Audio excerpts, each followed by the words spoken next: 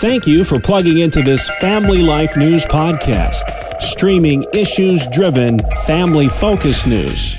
Hi, folks. I'm Bob Price, and this week in our People Making a Difference segment, we're talking to a man who has made financial literacy his life mission. Greg Coutant from Macedon, New York, has more about why this matters so much to modern families.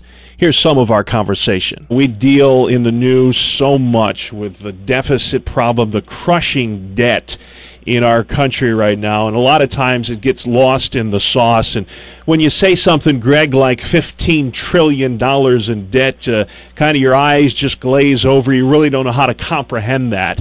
But there's political policy decisions and there's personal responsibility here, and we want to kind of touch on both. First of all, Greg, if you would just explain what you do, who you are, and why this matters so much in our country today. Well, my name is Greg Coutant, and joining me on the phone call are two of my daughters, Amy, who's 19, and Rachel, who's 16. My 14-year-old daughter wanted to be on the call, but unfortunately she's under the weather. Her name is Sarah.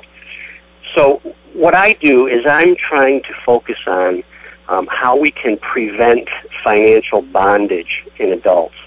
And so what I'm trying to do is really focus on the training up our kids. I believe that God gives us a command as parents, and that can be found in Proverbs 22:6, and it says, "Train up a child in the way he should go, even when he is old, he will not depart from it." And I believe that what we need to do as parents is really actively train our kids in many areas, and at least in disciplined financial management. Mm-hmm.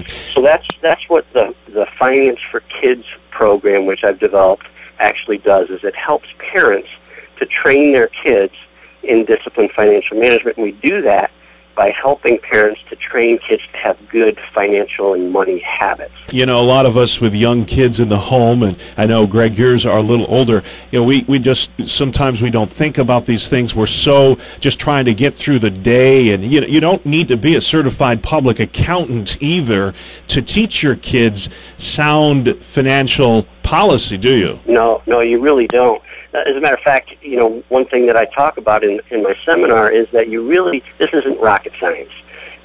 You know, you don't need some kind of a master's degree or some kind of schooling above and beyond, you know, what we would normally have. So really, parents of all forms can really do this, and really do need to do this. We're speaking today to Greg Coutant and his two daughters, Amy and Rachel, about financial literacy and why it matters so much in our country. You know, we hear all the time about how much debt this country is in. It really is a ticking time bomb.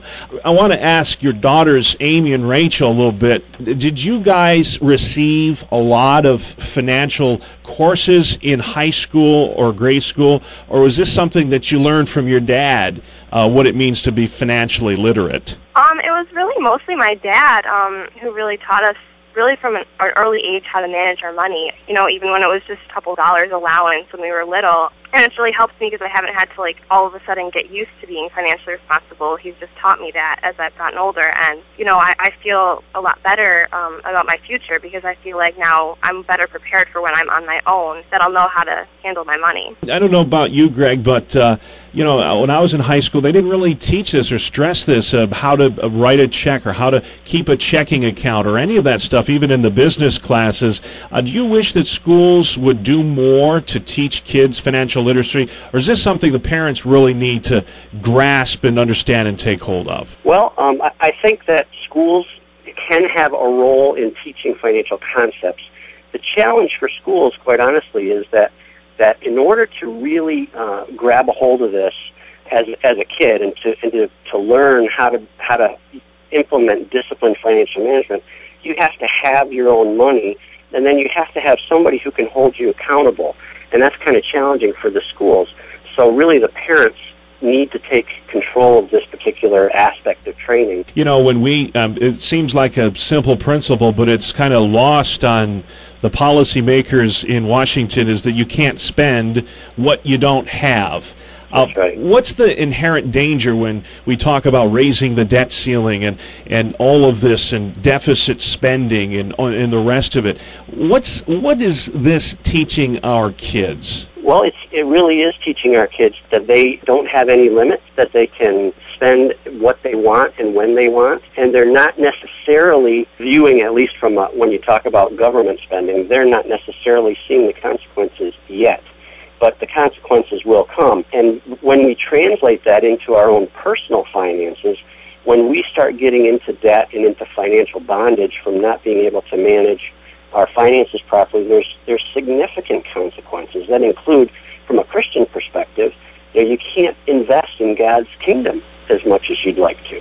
And maybe worst of all, it can really impact your relationships, from your marriages to your friendships to even your extended family who you may need to borrow money from. So it really has an impact, in the broader community. Yeah.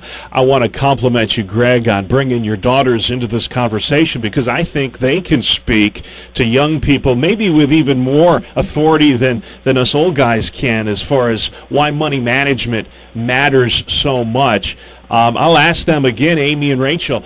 Being raised in a Christian home, the Bible talks so much about stewardship and how we're to handle money. How did that help you as far as become financially literate and making good decisions when it comes to money? Well, it helps me because I think about, if I have my money, if my dad's teaching me well with my money, that means I'm also honoring God. And to see those verses and to have been raised with learning how to really take care of my money and to see how much money goes where, I feel like I can be honoring God at the same time.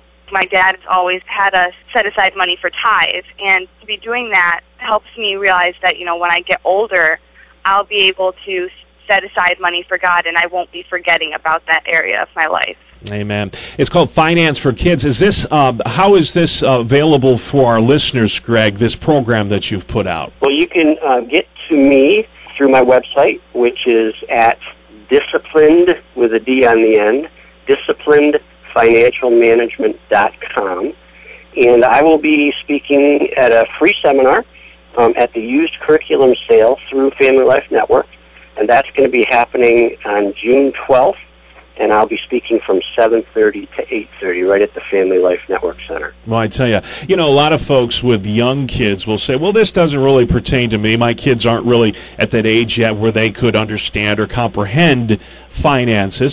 What would you say to that parent who has younger kids? When is a good age to start really hammering home some of these principles and maybe some practical things that families can do so that kids can catch these lessons early? Yeah, well, I would say that the earlier the better.